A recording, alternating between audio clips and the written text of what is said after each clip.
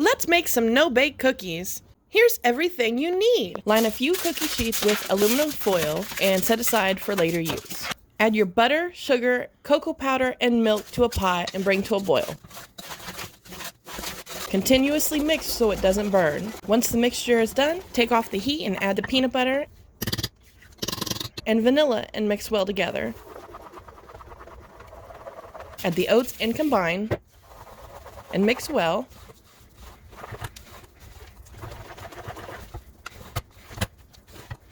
It should look something like this. Spoon the mixture on the prepared cookie sheets to cookie size.